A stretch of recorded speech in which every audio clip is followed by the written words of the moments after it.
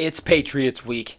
It's throwback week. If you can't get up for this one, check your pulse.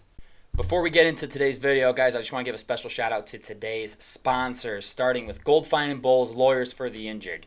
Personal injury, workers' compensation, those are their two things, but any sort of legal advice, they're the people to call. Give them a phone call, 309-673-5144. Tell them we sent you, okay? And I'd also like to shout out SeatGeek for sponsoring today's video as well. Use promo code PlaybookSports on their website to get $20 off your first purchase of $30 or more. Let's get back to the video. What's going on, everybody? Welcome back to the Playbook Sports Podcast and to this week's Miami Dolphins preview video. Week 8? Wow, God, it's already week 8. That's crazy. Week 8 matchup against the New England Patriots in Miami. Miami, 5-2 on the season, coming off of a tough loss in Philadelphia where they were down 3 starting offensive linemen, going up against arguably the best front 7 in the NFL. I mean, that Philadelphia defensive line is insane. There's not a bad player on that defensive line. It's obnoxious how good their defensive line really is. That's a tough task. That's a tough task for any team. Yeah, it was frustrating to watch it, but it was kind of expected when you're trotting Liam Eichenberg and Lester Cotton out there to try and block Jalen Carter, Fletcher Cox, and all of these other stars. Good luck. But you know what? Put that game behind us. We're going to put that very questionable officiating behind us, and we're going to move on. New England Patriots, 2-5 on the season, coming off of one of the more shocking victories of the season, beating the Buffalo Bills 29-25. Nicely done, fellas. Great work. Most points Patriots have scored in a game all year. How did they do it? Mac Jones, very, very efficient. Probably his best game as a professional quarterback. I mean, they were supposed to get absolutely obliterated in this game by the Bills, and they came out and first play up from Josh Allen was an interception, and it just kind of felt like the Patriots' day until the last 5 minutes of the game, and all of a sudden we're like, oh no, here comes the collapse, and here comes the Bills. That sucks. And then Mike Gesicki hitting one of the nastiest gritties I've ever seen in my entire life. Got to find a new celebration, buddy. I know it's kind of a meme at this point, but yikes. Thank you for doing what you did.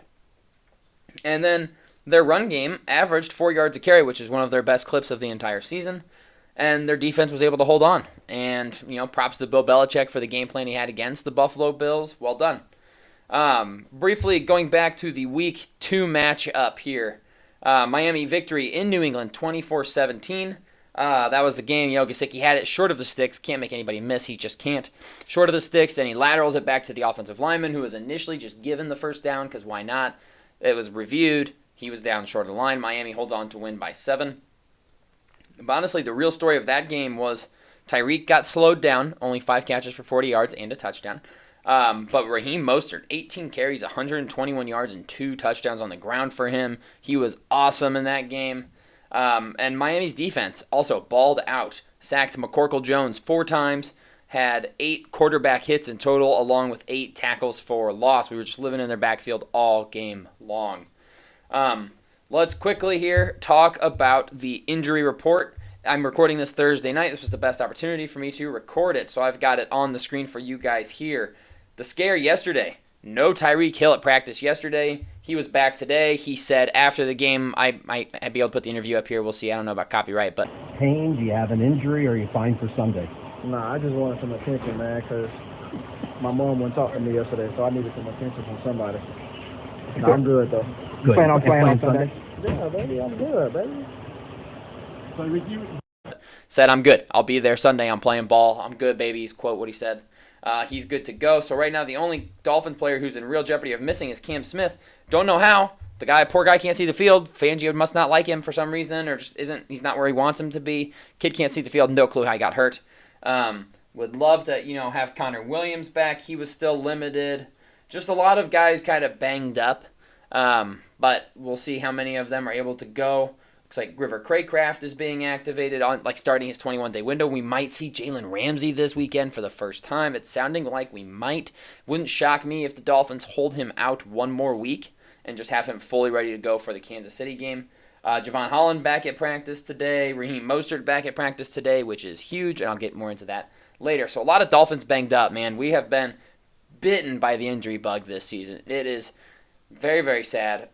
Just hoping that everybody is good to go in the stretch run.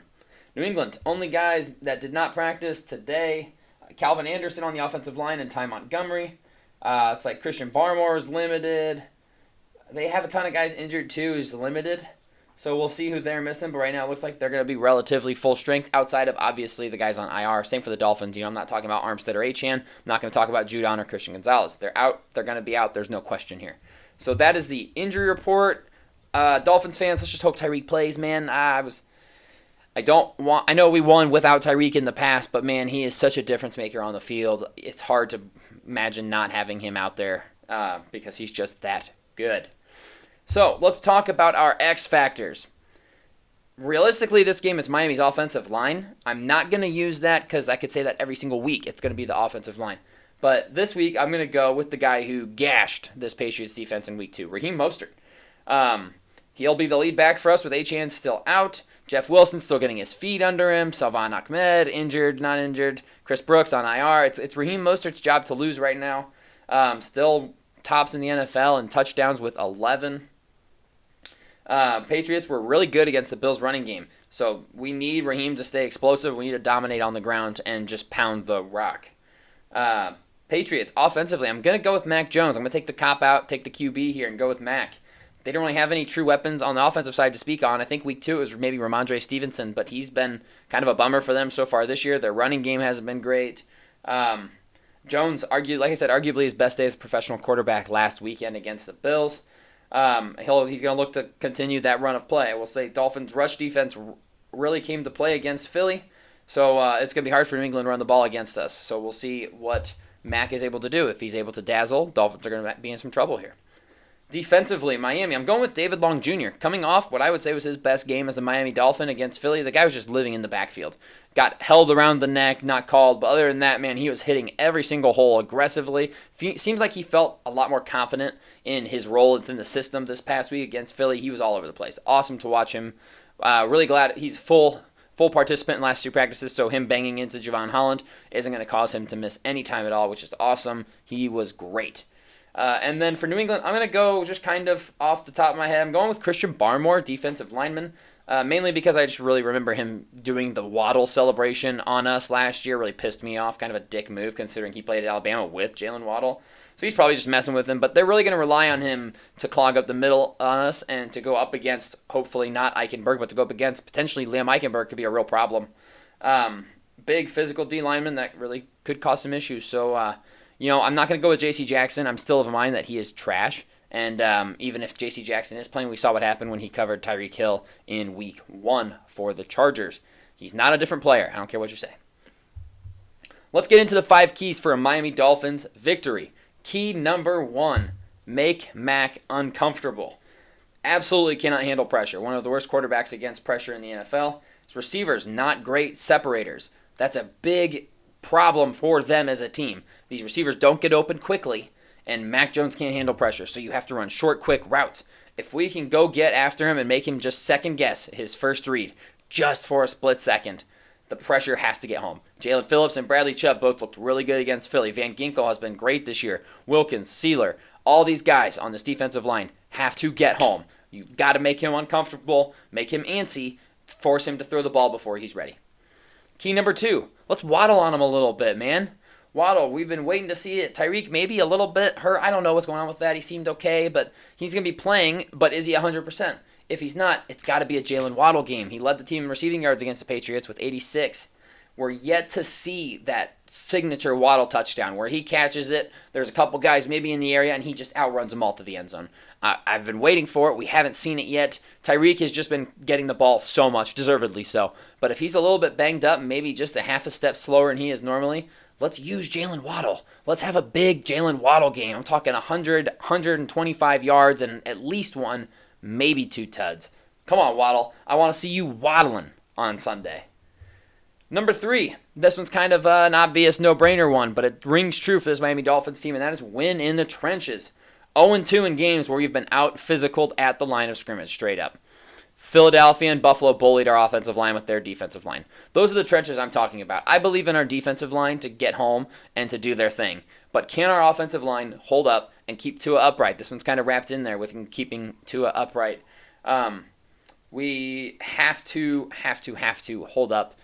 Give Tua the time, give the offense timing, a chance to work, and we will be just fine. If our offensive line keeps Tua, in our 2 losses, Tua has been sacked a total of 7 times. In our 5 wins, he's been sacked a total of twice.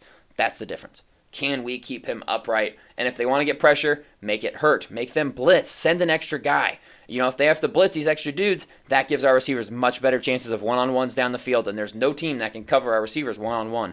But if they're able to just send 4 and bully our offensive line, we're going to be in trouble. That's how it has gone this year. There's proof of this. Bills, Eagles dominated us with 4 up front. If we don't get dominated by a defensive 4, we are in business. That's the key. That's the whole key. Number 4, be smart with the ball.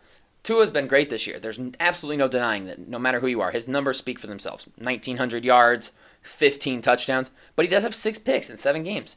That's a little too many for me. And a lot of them are throws where I'm like, oh, no, and then it's picked. And it's like, damn it. I would love it if we just played smart this game. I want every single Miami Dolphins offensive drive to end with a kick, whether it's a punt or a field goal or a point-after attempt. Hopefully more point-after attempts than the other 2, but end it with a kick. Let's not give this bad team more possessions. Let's not give them any opportunities to get one over on us and pull, make a quick turnover touchdown. Let's not give them any chances to swing the momentum. We're at home. Don't turn the ball over. Be smart with the ball. And number 5, as it is and as it will be, run the damn ball. Mostert, gash these guys in week 2. We have to run the ball against them. They don't have any marquee defensive linemen. They don't have any marquee linebackers. Hell, their whole defense, none of them are marquee type players. There is no reason to not run the ball 25 to 30 times in this game. Absolutely not. I don't care if you could set the passing record. If you're told maybe this could be the game you set I don't care. Run the damn ball. Let's get Mostert another 4 touchdown game. Who says no? Come on. Don't go away from it. Don't try and do anything different. Just run the ball. Please. And last but not least, my final score prediction for this rivalry matchup. And it's Dolphins all the way. Right now the line is 9.5. I got the Dolphins covering and winning this game 31-21. I've been really good at guessing the other team's score. Let me just throw that out there. I had Carolina at 21. They scored 20. Or one of those. Maybe I had them at 20 and they scored 21. Whatever it was. I had them at 20. They scored 21. I had the Eagles scoring 31 on us last week. They scored 31 points. New England, 21 points. Miami, you have to score more than 21 points if you want to win this game. Straight up. Miami's going to do it. 31-21. Your Miami Dolphins move to 6-2. And that's all I got for you guys on this preview week. Let's go Dolphins. Let's get this win. Don't take them for granted. Don't look past them to your trip to Germany and your matchup with the Chiefs. Let's win this game on Sunday and go from there. Okay? Fins up, and we'll see you guys in the next one.